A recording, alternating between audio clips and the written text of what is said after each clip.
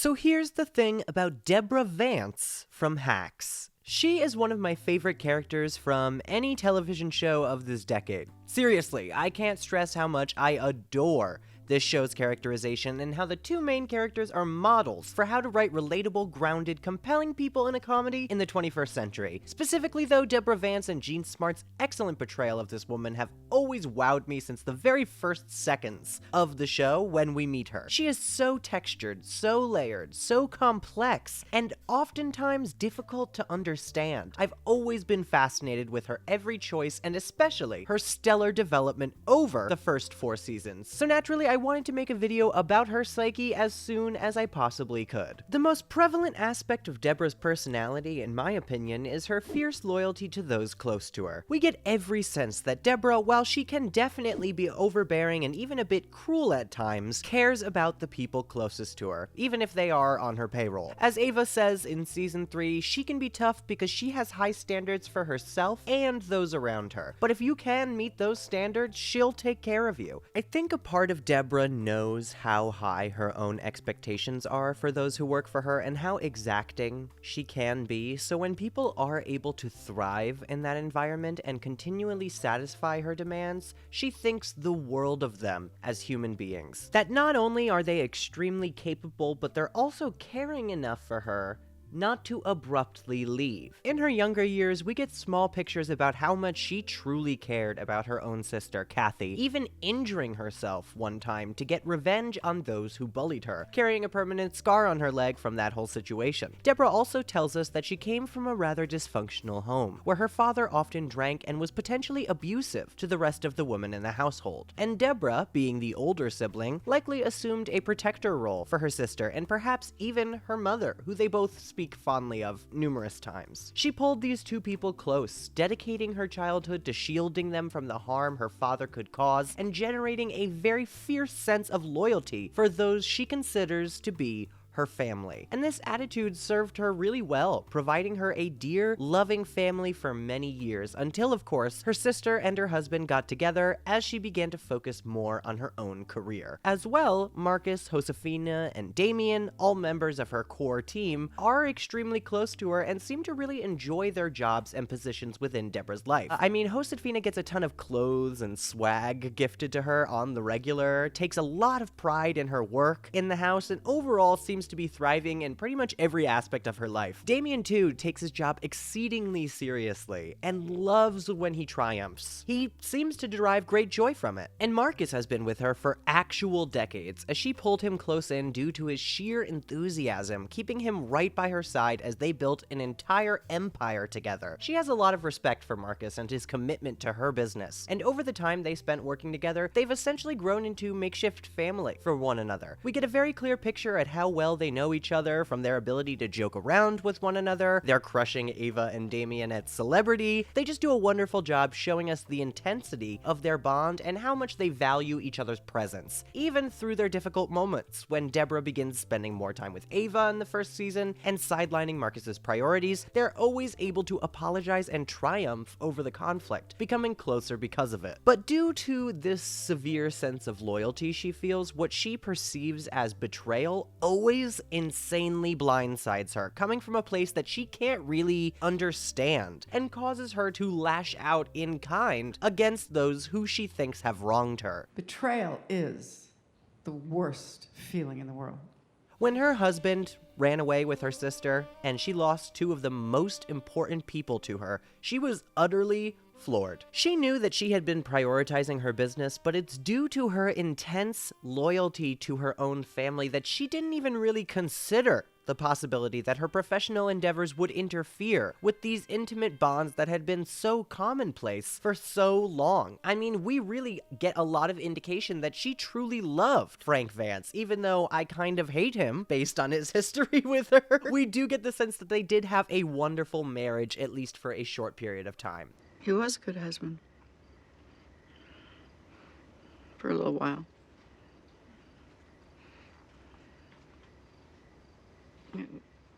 He made me laugh.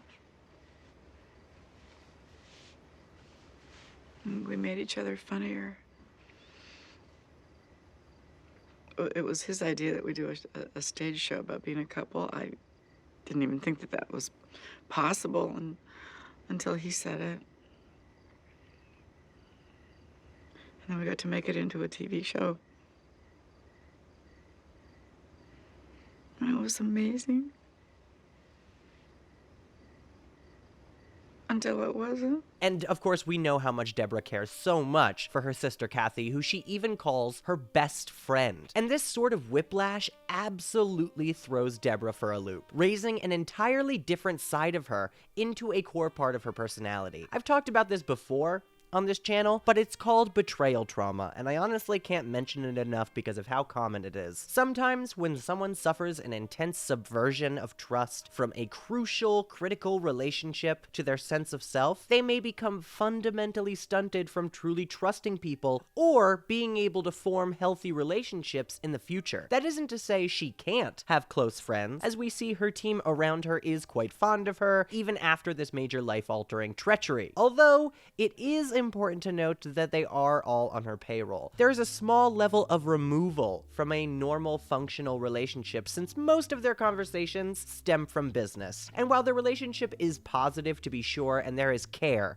genuine care for one another, there really isn't anyone in Deborah's life that is simply a friend to her or that she isn't paying to be around her. But a lot of this behavior can be seen when she first meets Ava, as we see that she kind of pokes and prods those around her, those potential acquaintances, to see how much they're able to withstand. Her requiring Ava to get the fancy pepper shaker for her is a test to see whether or not she's in it for the long haul, and won't eventually hurt her or leave her. She makes Ava start with her extremely difficult from Ava's perspective. I mean, Deborah states herself that she doesn't consider this difficult at all, hinting at her high standards for everyone, including herself, as I mentioned earlier. Hard?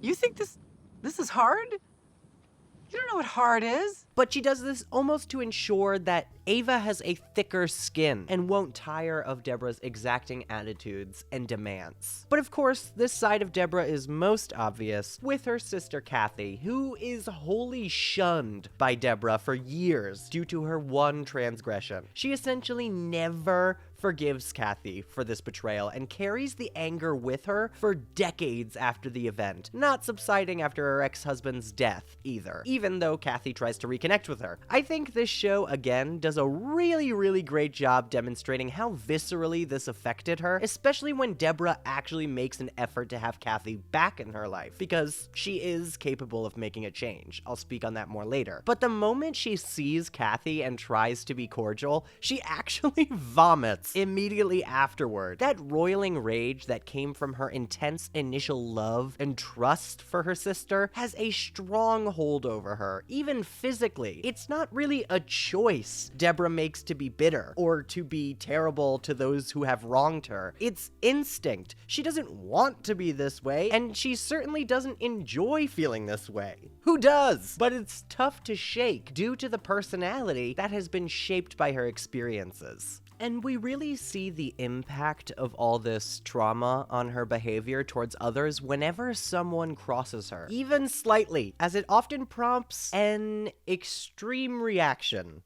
let's call it. It's hard to move past getting stabbed in the back. We see this cycle a ton with Ava. I mean, it's kind of like the main plotline of this show, where Ava can be a rather impulsive person, especially out of spite, causing Deborah to feel slighted and their relationship to sour. We see it first in season 1, when Ava sneaks off to LA to interview for another job. Deborah had built a relationship with Ava that she really hasn't had with many other people, and confessed some of her closest held secrets to Ava out of trust. In fact, it doesn't even seem like Marcus knows many of these secrets, as he alludes to the fire as a thing that really happened, when Deborah is the one who first admits to Ava that it never actually was her fault. For Ava to even appear to be leaving her, for Deborah to get any sense that Ava doesn't care about her or the show that they both worked really hard to create together, that Deborah had to dive down deep into her soul to actually write, it absolutely destroys her and causes her to act rather coldly to Ava herself. And when Ava questions her on this behavior after she learns that she isn't doing their new show and accuses Deborah of being a coward and a hack, Deborah feels required to fire back at her, slapping her across the face in the heat of the argument. It's here that we get the first, but still one of the most major pieces of evidence about how harshly Deborah takes perceived betrayal and how viscerally she feels the need to respond to it. Again, in season 2, after it's revealed that Ava sent a revealing and scathing email about Deborah that could be used on a British television show, Deborah actively throws things at her when she finds out and is visibly rather hurt by Ava's harsh words. She takes it very, very personally. But we see it most clearly in the most recent season, after Ava blackmails Deborah for the head writing job on her new late-night talk show. This is perhaps her most direct conflict that we've ever seen, with Ava kind of standing firm in her position rather than simply making a mistake, as she had done in the seasons before, and directly going against Deborah's wishes in a very public and dangerous way. So, Deborah responds and punishes Ava severely for it, essentially emotionally tormenting her as she tries to begin this extremely difficult job. She frames her for inappropriate jokes, throws all her work in the garbage, and generally no longer has any respect for her or her position. I mean, she demands things on short notice, she has no regard for Ava's time or well-being, and she's not even just coldly professional, she is outwardly mean, trying to get Ava permanently fired, not even thinking about what it would do to Ava's reputation, that she, by the way, just rehabilitated. Ava began this show at the bottom. She even has Ava's ex-girlfriend speak directly about her most humiliating moment on national television. She is so cruel. She really pushes Ava to the edge, and it didn't surprise me that Ava had a sort of breakdown at work after the pressure eventually became too much for her to bear. But it's not just Ava either. The exact same phenomenon occurs with Marcus as well. One of the most tragic scenes in a show already rife with drama, honestly, is when Marcus reveals to Deborah that he's leaving her employ and that his job is essentially becoming obsolete due to the legalities of her new position on late night. Even though he is not at fault for this change at all, Deborah sinks into the belief that he is voluntarily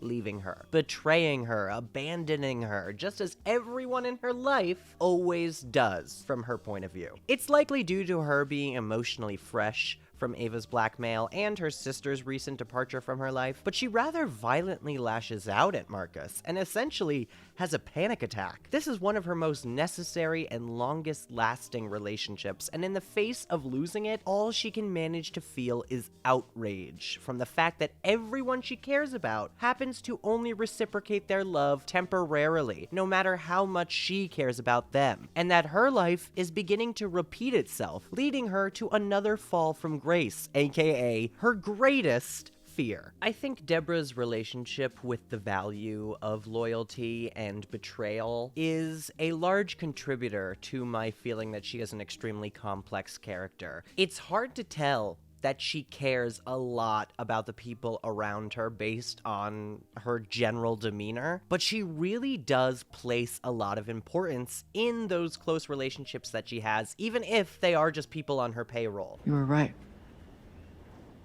You won. And you broke my heart. You know, I hope this show's very successful. And it goes for many, many years. But the second it's done, I'll never speak to you again.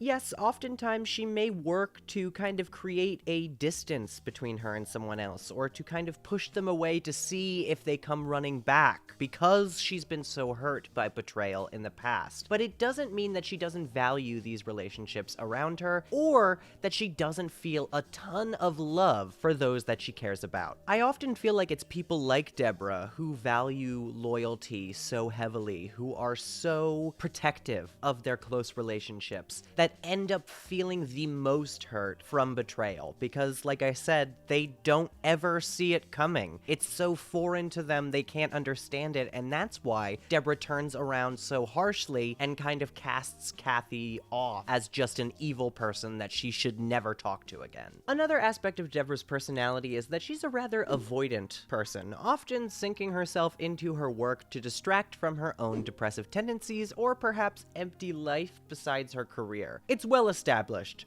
in the show that Deborah is a severe workaholic. Even in the very first episode, when faced with her ex-husband's passing, she questions why she would even take a night off. What reason would she have for doing that? It's not as if she wants to emotionally process this event and think about it further. She'd rather distract herself with work and applause. Marcus often remarks how much she hates idle time, and we always see her scheming, planning, just working in general. See, after she began to take her career more seriously when she was married to her husband, and it ended up costing her the most personal relationships of her life, she had nothing left to do but sink herself entirely in what she had left, her career itself, clawing her way back from the abyss that her ex-husband sent her to when he vilified her in the public eye via the fire and everything else. So even though she was at the bottom, she found immense solace in having to work extra hard to find her way back up that comedy ladder, eventually finding her residency at the Palmetto Casino, where even though she does fall back on a bit of a shtick and stop reaching and grabbing for more, as we see when Ava meets her, she still takes immense pride in her work as a comedian and fills every hour of her days with this career. It essentially saved her from one of the most difficult parts of her life, where she could have been cast away for good, provided the strongest sense of comfort, even when everyone around her has turned on her. First time I saw her, she was performing at a bowling alley. It was right after the divorce, but she was so funny about it, and I was howling.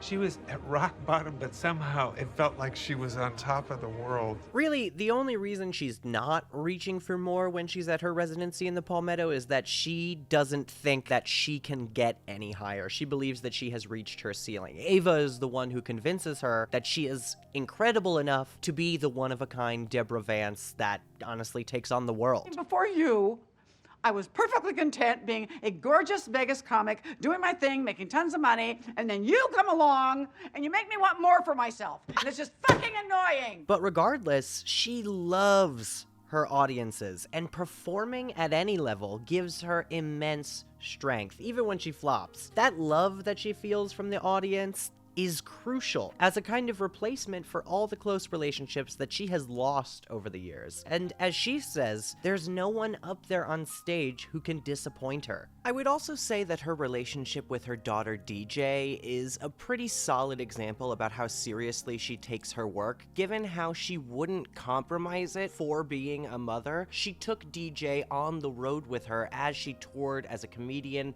worked super hard to build her business back up, and overall did not place DJ in the most caring of locations or the ones that are best suited for a child to grow up in, and DJ has a lot of damage and trauma as a result of that. Deborah states herself that it was important for DJ to be with her because she lost her parents so young. And while we can definitely feel the love that Deborah has for her daughter DJ, given by how much she does for her, allowing her to hire photographers to take nasty photos of her and sell them to the press, etc., it is worth noting that Deborah was not willing to fully compromise her career either. She took DJ with her because her career was at least equally important to her. And I know that you like to say that actually my career is my favorite child, but that's not true.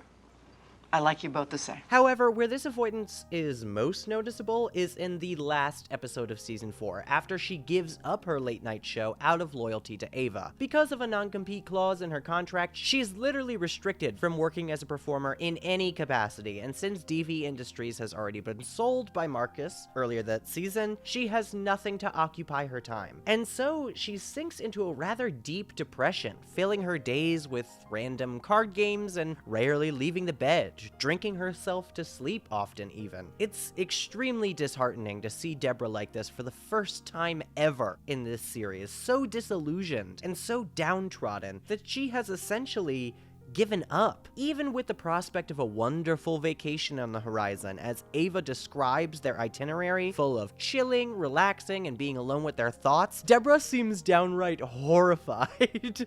She's only reawakened when she finds a loophole in the contract and is able to perform, though only at one particular casino in Singapore through a translator. And due to that limitation, with her having little freedom and no room to grow, Deborah kinda again falls into a depressive period, avoiding her emotions with those vapid shows that become increasingly dissatisfying to her, as well as copious amounts of alcohol. See, the difference here with the beginning when she was at the Palmetto and had already fallen to a shtick is that she knows that she is capable of more than this, and she is actively choosing not to try, which is extremely unlike Deborah Vance herself. Yes, in the first season, she was telling these same jokes that she is in Singapore, but it's still born out of a drive to succeed. She just doesn't believe that anything above the Palmetto can happen, as I said earlier. But what accompanies all of this intense career focus is her ability to distance herself from her own emotions, her own moral compass, to be able to improve her own career, like when she erases Susan Essig's name for fear of another female comedian beating her, or when she looks past the club owner's harassing of other women and never goes back to fix the injustice even after she becomes rich and famous.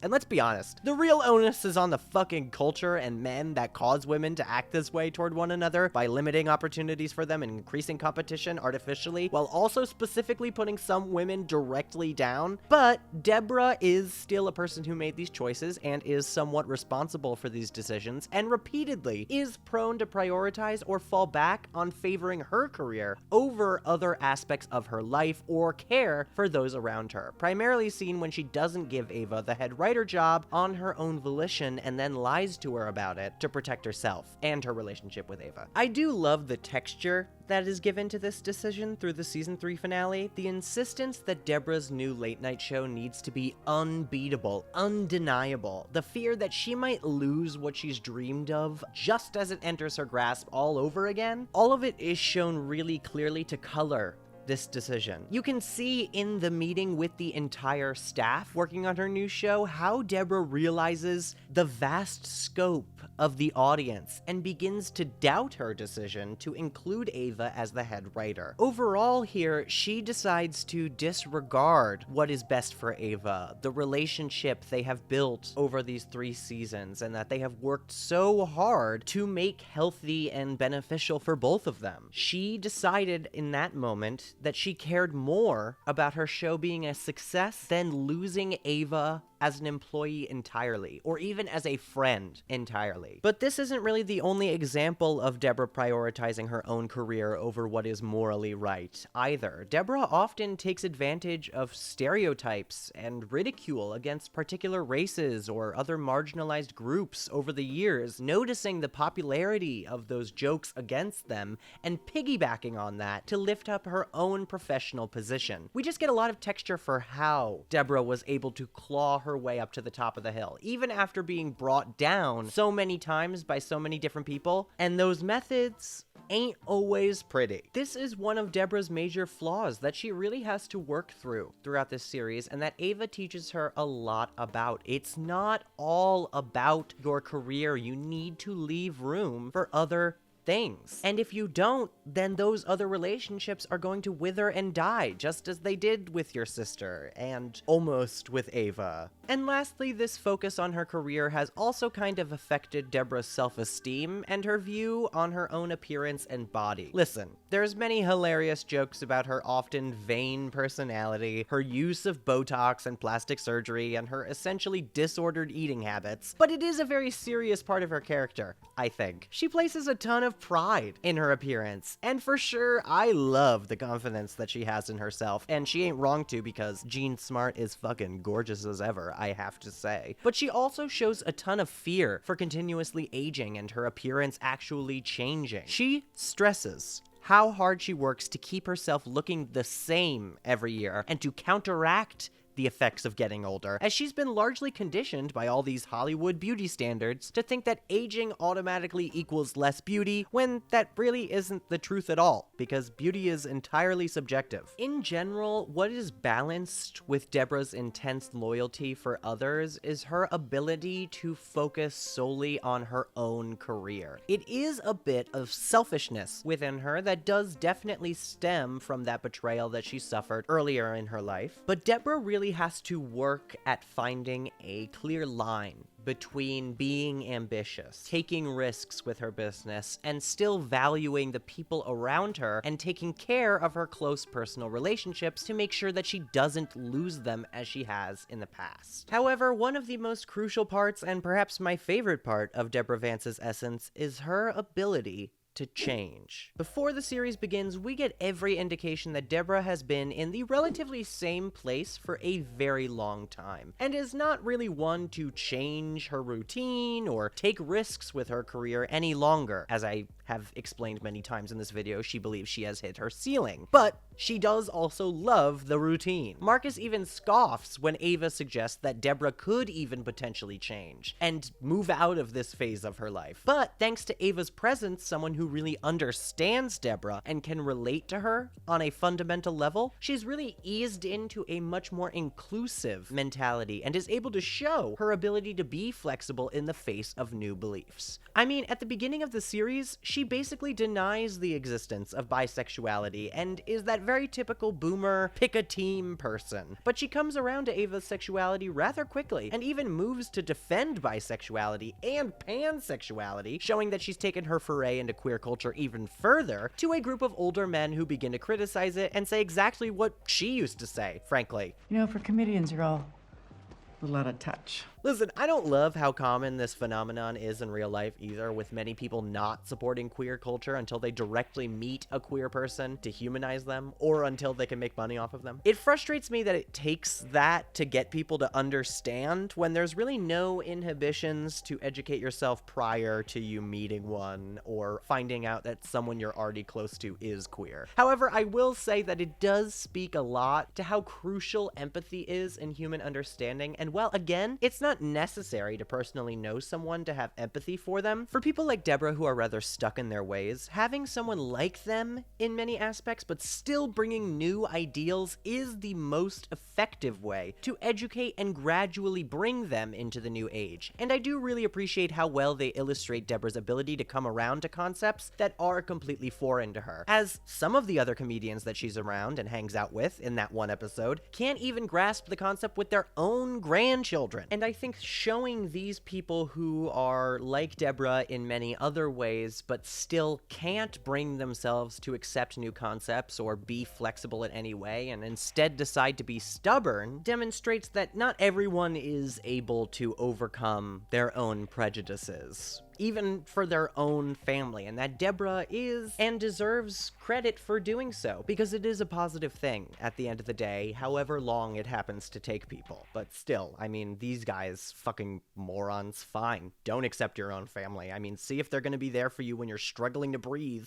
on your deathbed. And I know that I've already mentioned that Deborah has done some extremely questionable and rather cruel things. It's really key to acknowledge the aftermath of these conflicts for Deborah's character. With Ava, she's often very quick to move to rectify their biggest feuds, and it isn't just because she needs a writer. After slapping Ava, she ends up respecting their work by doing the show they've been writing, and then even attends Ava's father's funeral, livening up the event and bringing a smile to Ava's mother's face. It's really quite sweet, and Deborah, of course, also apologizes for slapping her and promises never to do it again. And listen, things do sour between them again later on, but you gotta hand it to Deborah, that palm never meets that cheek again. She sticks to that promise, and I respect that, at least as a very low bar. Even in season 2, after after finding out about Ava's scandalous email and hearing directly how insanely cruel Ava was in her description of her, she chooses to move forward and understand where Ava was coming from. Now, she does have her fun with Ava, to be sure, looming a lawsuit over her head, but we also get a ton of evidence that they're still extremely close friends. I mean, Deborah drops everything and even skips a venue on her tour to help Ava find her father's ashes when she loses them, proving how much she still values Ava as a person, and that she'll even favor her over her own career since they've built such a good rapport. And even with the lawsuit looming over the season, it doesn't really seem to affect their actual relationship much. They're on good terms rather quickly afterward, and it seemed, at least to me, that the lawsuit actually was a bit on Deborah's behalf, though she did deny that insinuation at first. Kind of just a little prank to get her own revenge on Ava, but she's never really outwardly cruel to her this season, and actually does forgive her for what she said, knowing how emotionally raw Ava was from that slap, and how complicated their relationship was at the time, and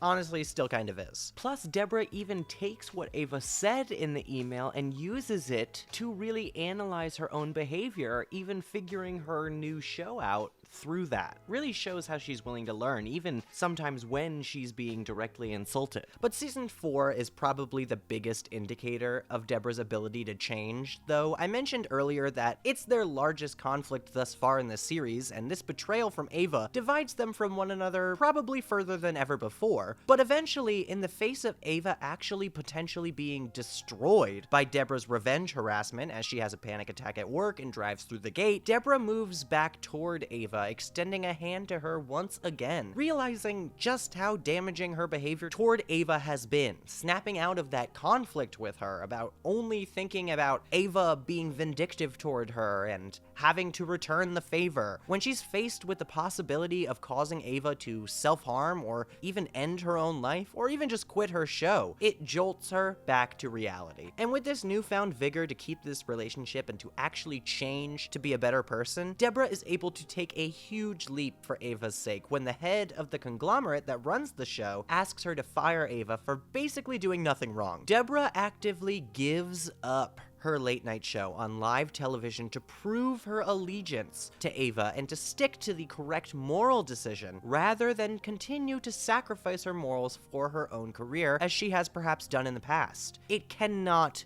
be understated how monumental this decision is to show just how much Deborah has grown thanks to Ava's influence. Giving up this job that from season 1 we have heard her pine for, which was the biggest opportunity and then disappointment of her life, solely to stay loyal to a friend she cares for, is one of the most human, responsible, loving decisions that you can make. And I think it's also really important to convey this type of ideal due to Deborah's age, quite honestly. It shows that there's never really any sort of limit for humans to be able to learn and grow as people. One of the messages I always try to push on this channel is that we are never done growing as people. You don't reach some magical age and decide that you're suddenly perfect and that you've learned everything you need to. We don't stop learning. We don't stop growing until we take our very last breath, because the world around us doesn't stop changing every day. And every day for us is an opportunity to be better than you were before, to be more understanding towards others. And Deborah Vance is proof that it is never, never too late to adopt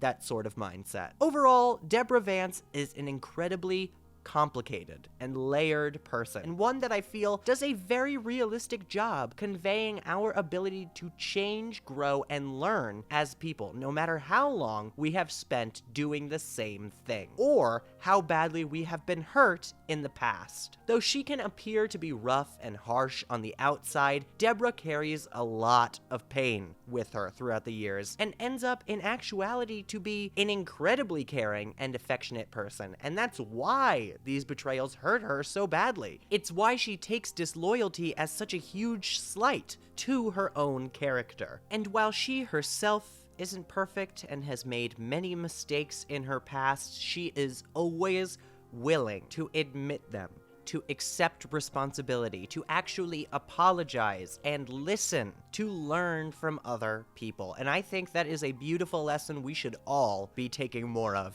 in this day and age. But I thank you so much for watching this video. If you want to support this channel further, you can go to patreon.com/PosiTVty, that's PosiTVty. There you get all these videos before they come out on YouTube. You get the unedited essays, so you hear all of my mistakes. This video was a disaster, and you can hear the things that I cut out before I post them to YouTube. Plus, you can vote for exactly what you want to see on the channel. If there's a show that I haven't watched that you want me to get to, tell me to do it as a patron, and I will do it as fast as possible, or as fast as I can. But I thank you so much for being here on YouTube as well, because every bit of engagement does matter to me and means a lot to build this community that I've been working towards, and I really appreciate it. So thank you for being here, watching, subscribing, liking, doing everything that you have done to support this channel and spread positivity. I appreciate it, and I hope you're having a wonderful day, and I hope it continues that way for as long as possible. But I'll see you for the next video, and goodbye.